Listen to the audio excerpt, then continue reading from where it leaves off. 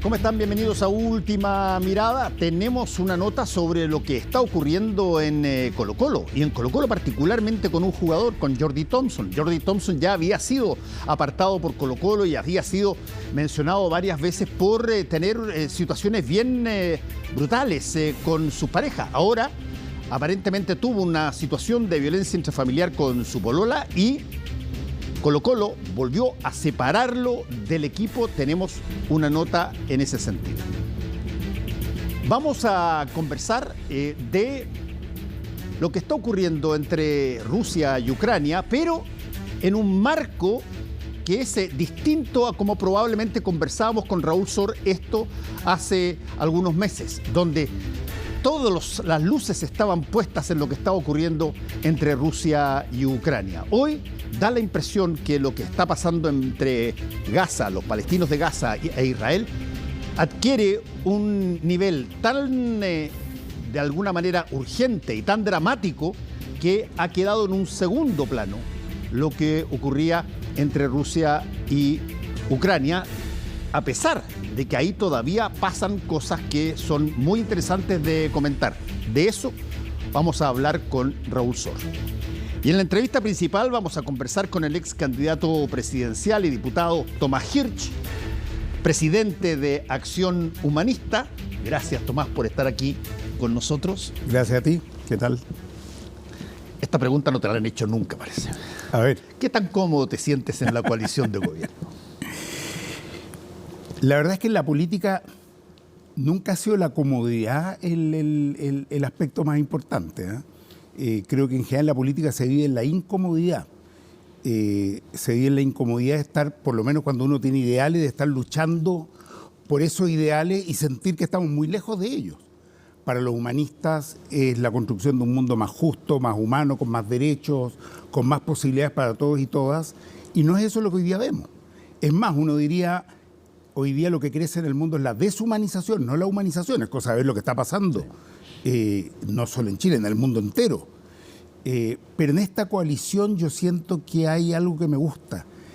Hay diversidad por una parte, hay historia y hay también la búsqueda de transformaciones profundas y estructurales, que han sido súper complicados de llevar adelante. Vivimos una época dificilísima con un Congreso en el que somos minoría, con un gobierno que asume después de, todo lo que fue la pandemia, con conflictos internacionales, con una inflación disparada, complejo. Pero yo siento que es una coalición en la que hay ganas de hacer esas transformaciones, por más que hoy día se vean súper complejas, de transformar el sistema de salud, de mejorar las pensiones, de tener más vivienda. Yo presido la Comisión de Vivienda y la verdad es que es impresionante lo que se está intentando con el plan de emergencia habitacional. Mira, ya que me preguntáis de la historia, hace un poquito, el año 90, el año 89-90, yo fui coordinador de la campaña diputada de Laura Rodríguez, ahí en Peñalolén, en La Reina. En ese momento vimos que el drama más grande que había ahí en Peñalolén, sobre todo, era la falta de vivienda. Han pasado, ¿cuánto? No sé, 30 años, más de 30 años, y uno mira hoy día y uno de los dramas más grandes que hay en Chile, del que se habla poco en general, es la falta de vivienda. Entonces, este plan de emergencia habitacional que busca construir 260.000 viviendas en 4 años, son desafíos grandes. Entonces yo me siento motivado al intento, como decimos los humanistas, a intentarlo. ¿Cuánto se va a lograr? Es complejo, es difícil. Yo sé, hay mucha expectativa. Gabriel Boric asume como presidente con una tremenda demanda ciudadana por más dignidad, por más justicia, por más derechos. Y claro, eso es bien difícil concretarlo, sobre todo en un periodo corto y no teniendo mayoría en el Congreso. Déjame, antes de pasar a los eventos que están siendo contingentes ahora, preguntarte algo, porque tú eres de las pocas personas dentro del gobierno, hay varias, pero son pocas, que pueden responderle al presidente y a, si tú quieres, su generación, todos los que fueron las críticas a los 30 años de la concertación, entre otras cosas porque ustedes fueron parte de la concertación. Sí. Y desde ese punto de vista, ¿qué tanto esos comentarios generan al interior de una coalición de gobierno que podría ser perfectamente muy unida, históricamente un desprendimiento de pareceres. Lo que pasa es que en honor a la verdad hay que decir que nosotros fuimos parte de los fundadores de la concertación, sí. A mediados de los 80, fines de los 80, participamos muy activamente por terminar con la dictadura, por el no y todo lo que significó el primer gobierno, pero a poco andar, más o menos al final del gobierno del presidente Aylwin, nos retiramos de la concertación. ¿Por qué nos retiramos? Y es algo que nos ha venido pasando a los humanistas muchas veces. Porque de algún modo sentimos que se estaba dejando de lado lo que había sido el compromiso asumido con la ciudadanía. El compromiso tenía que ver con no solamente votar, no solamente elegir democráticamente un presidente, sino que hacer transformaciones importantes, profundas, terminar con la Constitución del 80, tema, bueno, que todavía estamos peleando y vigente hoy día, recuperar, ¿no es cierto?, todas esas empresas que se habían privatizado, terminar, ¿no es cierto?, con una serie de escándalos que se habían producido en la época de la dictadura, terminar con la ley de amnistía, en fin, cuestiones que están ya lejos en el tiempo quizás, pero que han seguido incidiendo hasta el día de hoy. Y nosotros lo que vimos es que cuando se empieza a discutir el programa del segundo gobierno, el del presidente Frey, se deja de lado y se profundiza el modelo económico heredado de la dictadura, el modelo neoliberal. En el primer gobierno, en el del presidente Aylwin, uno entendía que no se avanzara en todo lo que uno pudiera querer, porque veníamos saliendo de la dictadura, era un momento complejo, transición, evitar volver a la situación anterior era una prioridad, pero ya de cara a un segundo gobierno, cuando se decide profundizar, nos pareció que de algún modo no quiero decir se traicionaba, pero se dejaba de lado ese compromiso asumido. Y hay algo que yo he llamado la doctrina Benninger, no sé si se llamará así históricamente o no, pero mira, te voy a contar una anécdota, y tú viviste esa época también. El 6 de octubre del 88, el 6 de octubre, un día después del plebiscito, estábamos en una oficina de Edgardo Benninger, justamente creo ahí en la calle Huelén, o de la DC, no sé quién era. Y lo que se estaba hablando ahí adentro, y a mí me tocó conocerlo porque era presidente en ese momento del Partido Humanista, lo que se estaba hablando ahí adentro era cómo contener a la gente, cómo decirle a la gente que esté tranquila. Y yo miraba afuera por Providencia y veía pasar cientos de miles de personas, es decir, una desconexión total.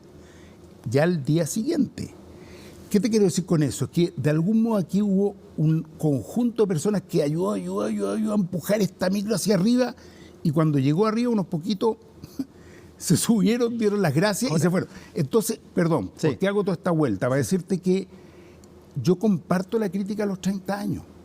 Yo creo que efectivamente hubo un olvido o un dejar de lado o una intención, eso es discutible, respecto de lo que eran las demandas y las necesidades del conjunto más amplio de la ciudadanía. Y poco a poco se fue validando un modelo que era justamente el que se quería cambiar. Y terminaste con los partidos totalmente desconectados de esas necesidades del gran conjunto social. Y bueno, eso es lo que se llama al final los 30 años. ¿Tuvo cosas buenas? Por supuesto. Si todo periodo en la historia tiene cosas buenas. O sea, tú te puedes ir a los momentos más oscuros de la humanidad, de la Inquisición, del esclavismo, lo que tú quieras, y también te vas a encontrar con cosas buenas.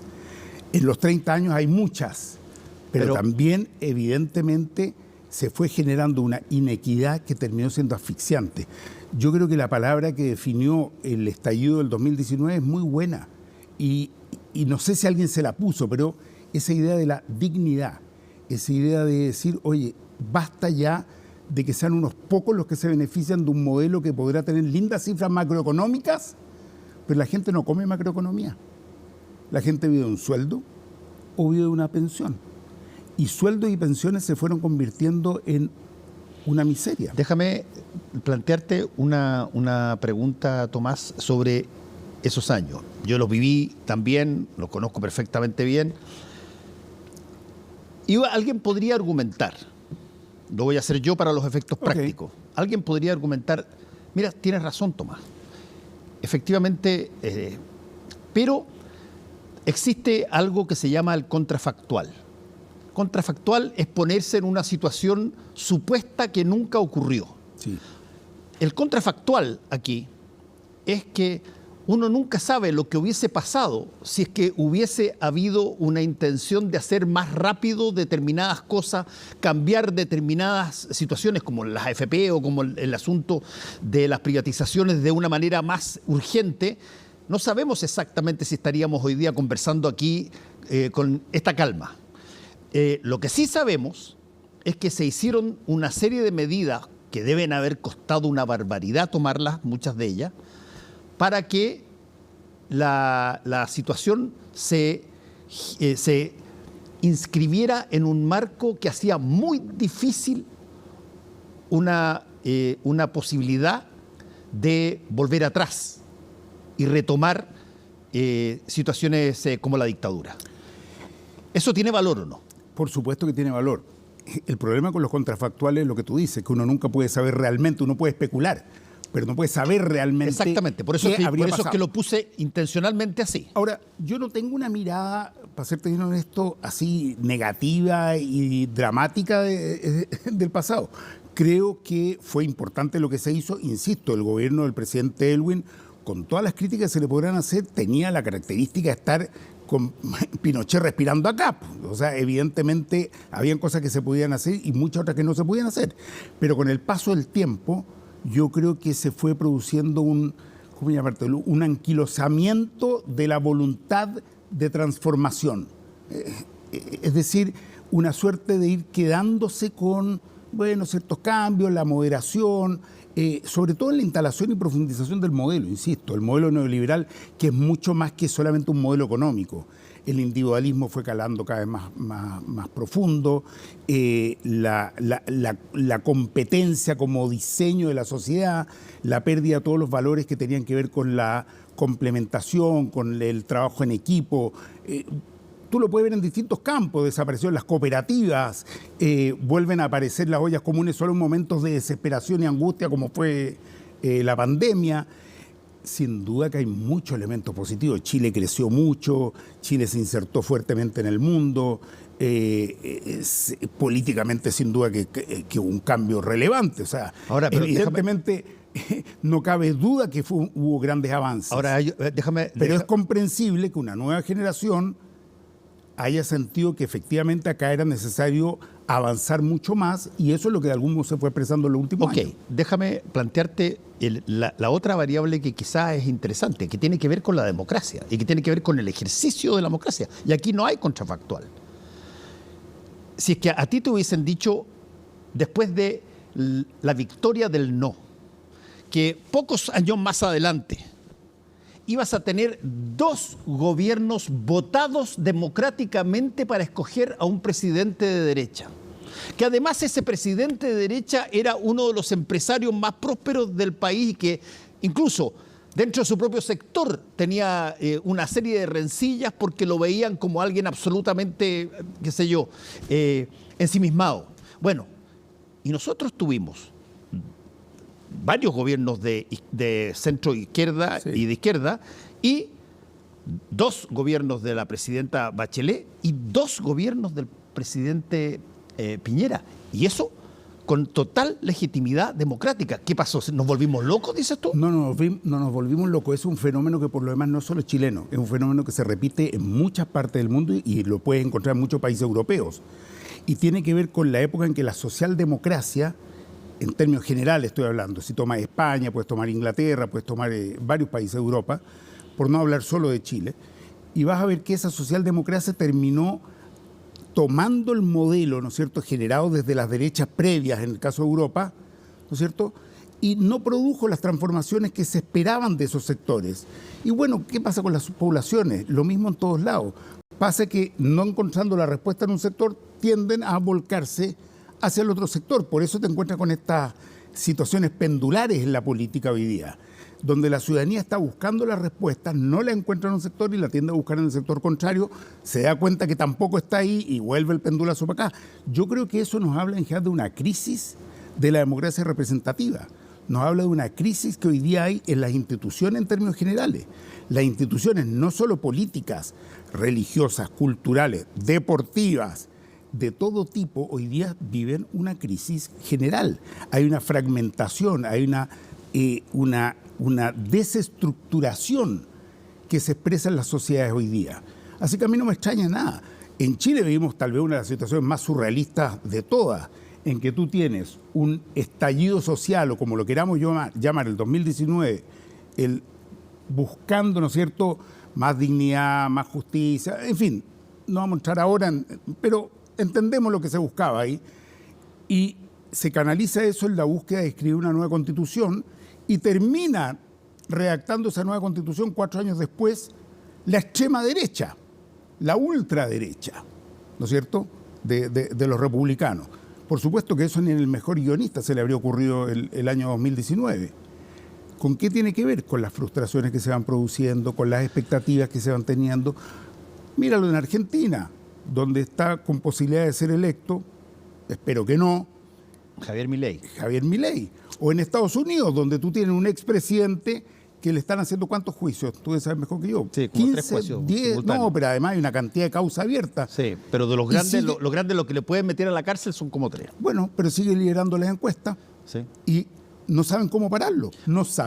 Ahora, perdona, Tomás, ahí hay un punto bien interesante. Nosotros hemos tenido un proceso que yo no recuerdo que haya tenido otro país en el mundo. Cuando uno quiere hacer una constitución, por definición, en todos los países del mundo, la gente se alegra y quiere tener la constitución y la vota positivamente porque, bueno, ha estado esperando por ella. Sobre todo esto es bastante notorio cuando salen los países de situaciones de ser colonia y se produce el primer gobierno independiente y la constitución esa es aplaudida como sea. Bueno, nosotros, si es que esta se rechaza de nuevo, sí, vamos a tener una cosa insólita. Récord. 2 veces, yo no conozco ningún país que haya rechazado 2 veces un proyecto constitucional. A juicio tuyo, si es que se rechazara esta constitución, ¿qué debiera hacerse? Mira, estás hablando con alguien que lleva como 40 y tantos años peleando, luchando, movilizándose, como muchos otros, no me lo voy a atribuir yo, como muchos otros, por tener una buena constitución generada en democracia en nuestro país. Yo me fui preso por eso, ¿no es cierto? Cuando fui candidato presidencial la tiramos a la basura, la constitución de Pinochet, porque es mala, porque no sirve, porque no tenía arreglo. En Chile somos buenos para arreglar las cosas. Si la bicicleta está mala, le ponemos alambrito. Pero cuando ya no sirve, bueno, no te queda otra que tirarla a la basura. Eso hicimos en su momento. De algún modo la constitución del 80, la constitución actual, es como la suerte de el cable que nos une todavía a la dictadura. Yo siempre he tenido la concepción de que la transición nunca ha terminado en Chile ni ha podido terminar porque tenemos todavía ese cable que nos amarra hacia lo que es la dictadura. Bueno, ese intento por tener una nueva constitución ha tenido distintas etapas, distintos momentos. Por años nos movilizábamos y no había forma, no tenías cómo generar el espacio, el mecanismo para avanzar. Luego del estallido, luego de octubre del 2019, se abre esa compuerta, ¿no es cierto? Se construye un acuerdo. Recuérdate que también pasó, esa compuerta se intentó hacer durante el gobierno de la presidenta Bachelet. Pero por supuesto. Y terminó ofreciendo algo al final, casi cuando faltaban 3-4 días para irse, y no quedó en nada. Sí, por supuesto, y han habido intentos previos también. Este es un debate que es largo. Uno muchas veces cree que el último evento es el evento fundamental. No, pues acá hay un proceso histórico. Acá han habido luchas muy largas. Acá ha habido gente que ha estado permanentemente buscando cómo abrir esa puerta. ¿Por qué no podemos tener? Lo que quiero decir es lo siguiente, primero. Si hoy día se rechaza, se vota en contra, como yo espero, porque creo que no es una buena propuesta, bueno, habrá que continuar en esta lucha, en este desafío, en esta tarea que hemos tenido por tantos años. Quizás no va a ser ahora de inmediato. Yo no creo que estén las cosas como para hacer un tercer proceso ahora en este gobierno. Pero bueno, será una tarea que tenemos que seguir impulsando. ¿Y qué pasó en el primer proceso, Tomás? ¿Se volvieron locos todos? ¿Que los votantes súbitamente que habían pedido una nueva constitución decidieron que no debían tenerla? ¿O hay una responsabilidad en la confección de esa constitución? Yo creo que los procesos son bastante complejos y tienen distintas aristas. A mí en lo personal, y parece que no sé si no está muy de moda decirlo, pero a mí en lo personal me gustó mucho la propuesta. Me gustó mucho. Yo sentí que nos ponía a la vanguardia del siglo XXI, que podía parecer como sorprendente en muchos aspectos, como siempre lo son aquellos elementos que te ponen en la vanguardia, que te permiten mirar el mundo que viene. Pero garantizaba el derecho al agua, ponía los temas medioambientales de un modo que van a ser fundamentales en las próximas décadas. Los derechos de las mujeres, de la diversidad, de los pueblos originarios. ¿Y que tenemos votantes tontos? No tenemos votantes. ¿Qué fue? No tenemos votantes tontos. A veces pasa que un proyecto planteado de esta manera está más adelantado o va más allá de lo que el conjunto de la sociedad también está dispuesta a ir asumiendo y asimilando, que también es totalmente comprensible, que representan a veces saltos muy grandes. Primera cuestión. Segunda, yo sí creo, yo no soy de las teorías de la conspirativa, pero sí creo que el efecto propaganda o publicitario, tú sabes mejor la palabra que yo, fue brutal. Perdóname, pero yo hice puerta a puerta, dejé planitos los zapatos y escuché en decenas de comunas en las que estuve, no solo en la región metropolitana, que me decían, como razones para rechazar, es que me van a quitar la casa. Falso, nunca estuvo eso escrito. Es que no voy a poder cruzar Chile libremente porque van a haber divisiones. Eso nunca estuvo. Es que me van a aplicar otra justicia. No, sin nada que ver, no había otra justicia. Me dan 5, no me acuerdo de los otros 2. Habían 5 argumentos que se repetían que no estaban en el texto, que no estaban planteados ni siquiera. Bueno, ¿de dónde salió eso? De algún lado salió. Entonces, ¿Y qué tanto puede haber salido de la performance? Bueno, de algunos convencionales que decidieron creer, para ponerlo en términos, te lo voy a plantear yo, bajo mi lógica para que no te sientas comprometido, de, qué sé yo, la Constitución soy yo. Te dije que creo que esto es un proceso, una cuestión más compleja, que tiene muchas aristas.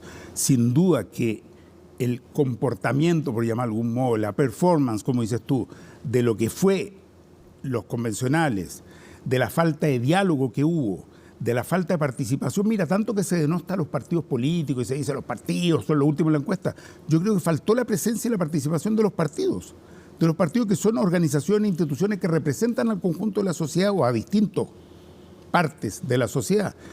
Creo que tuvimos situaciones que fueron increíblemente escandalosa, pero ojo, en el Congreso en el que yo estoy, de donde vengo ahora hace un rato, pasan cosas similares. Hay uno que se quería sheriff, está lleno de esas cosas. Hay alguna que niega, ¿no es cierto?, que la senadora Campillay estuviera ciega. O sea, hay monstruosidades, brutalidades que son insólitas. Y bueno, por algo también el nivel que tienen en la valoración de la ciudadanía es bastante bajo en muchos casos, y lamentablemente meten al conjunto entero, aun cuando hay muchísimos hombres y mujeres muy trabajadores de distintos sectores políticos por lo demás. Pero quiero decirte, evidentemente fue multifactorial, y en la performance, como dices tú, de los mismos convencionales, que además hay que destacar lo siguiente, fue un proceso muy transparente. Si se filmara todo lo que pasa en otras instituciones, te aseguro que la imagen también sería bastante... Déjame preguntarte, porque se me está acabando el tiempo, pero te quiero preguntar un poquitito por cómo ves los escenarios inmediatos futuros. Tú dijiste que en caso de que se rechazara esta Constitución, tú dirías que habría que darse un tiempo para pensar qué hacer. Pero no habría que hacer un tercer intento relativamente rápido. Eso, fíjate, lo dijo en Tolerancia Cero también uno de los consejeros expertos, Gabriel Osorio. Dijo, yo creo que pondría una suerte de vacación constitucional por un rato, porque la gente, bueno, con 2 procesos que han sido fallidos, eventualmente, o que podrían ser fallidos, eventualmente no está en un estado de ánimo como para volver a embarcarse en observar una convención. Mira, los ríos tienen rápidos y tienen recodos, y es en los recodos del río, que no están todo el tiempo, que se dan cada tanto. En esos recodos es donde tú puedes llevar el bote, hacer algunas cosas. hay que esperar nuevos momentos, hay que saber esperar los momentos, hay que movilizarse por esos momentos también. Las sociedades no son pasivas, no se quedan esperando, no se quedan mirando para el techo. Yo creo que la dinámica social no está determinada por lo que diga la autoridad o por lo que diga la institucionalidad. La dinámica social tiene que ver con ciertas demandas que no están satisfechas. Y aquí las demandas que se expresaron, no solo el 2019, el 2011, el 2006 y varios años más para atrás, están todavía pendientes de ser resueltas. No hay una buena calidad de salud para la mayoría de los chilenos y chilenas. No hay un buen acceso a la educación.